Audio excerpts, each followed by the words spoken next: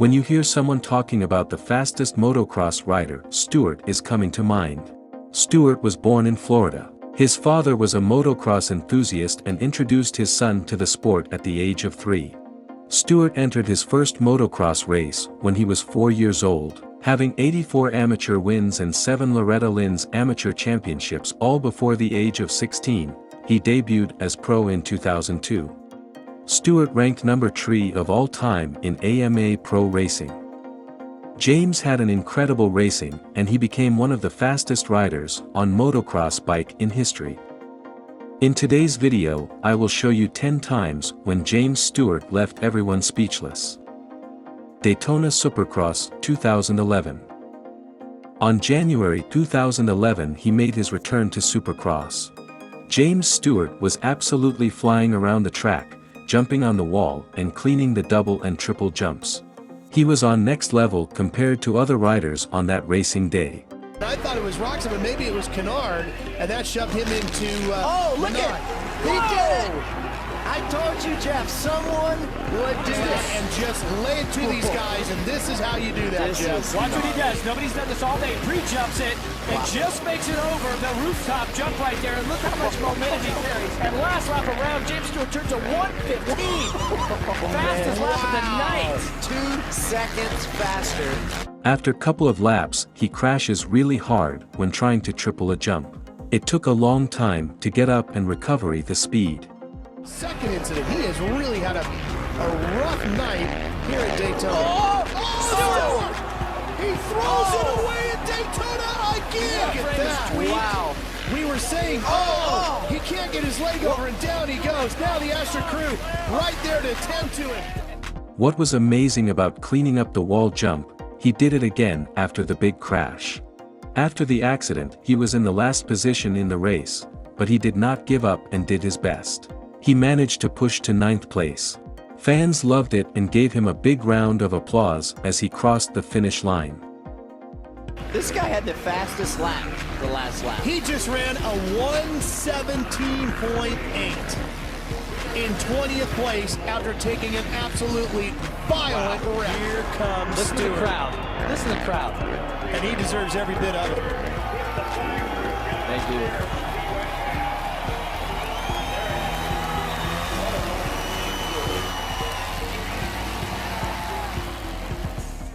Phoenix Supercross 2012.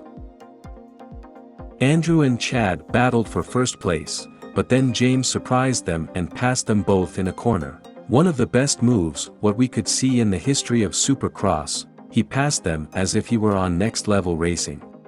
His fastest time, Stewart was Here it is, there it is, Jeff, right into Andrew Short.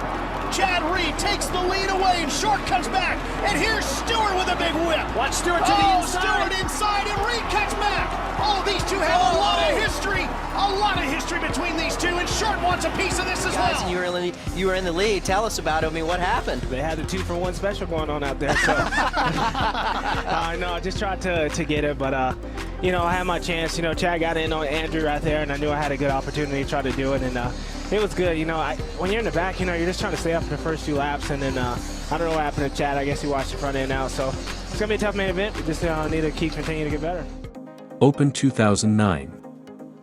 Stewart jumps a triple jump with his Yamaha, which was almost impossible. He proved again that his racing level is above all other riders.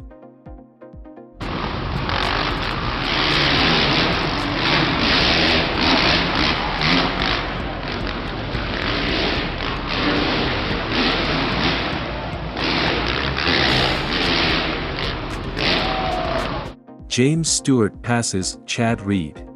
He passes him with amazing scrub in the air. His fans loved this, and they started screaming from the seats. Former two-time champions running second and third. And they've had their share of battles, and there goes Stewart!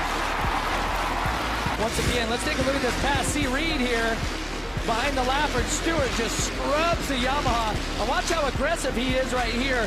Just gets to the inside.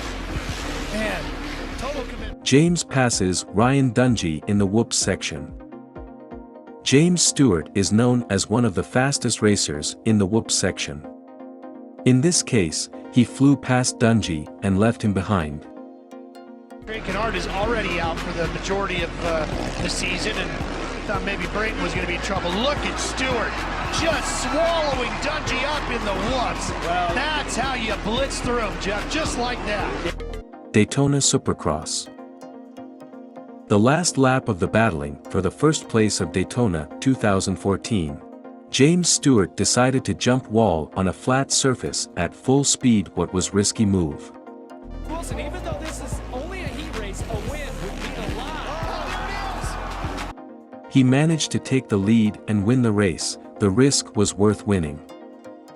Monster Energy Cup 2013.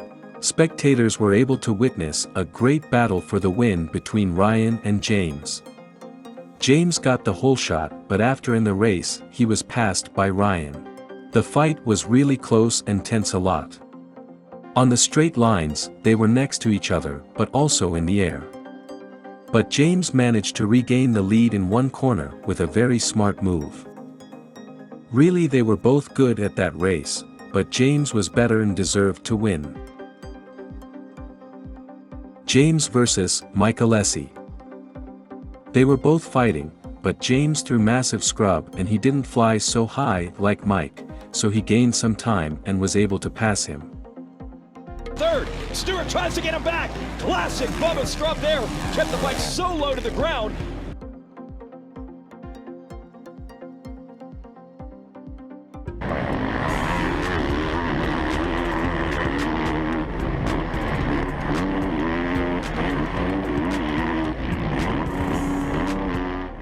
ANAHEIM Supercross 2011.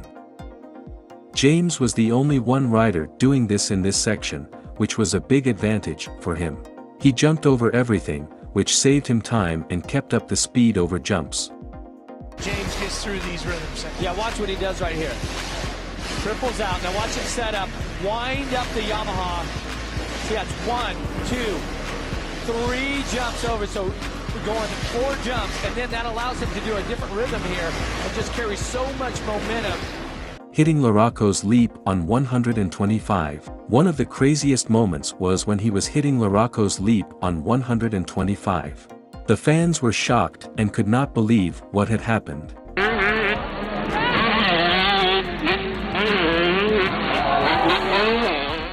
On May 17, 2019, Stewart announced his retirement.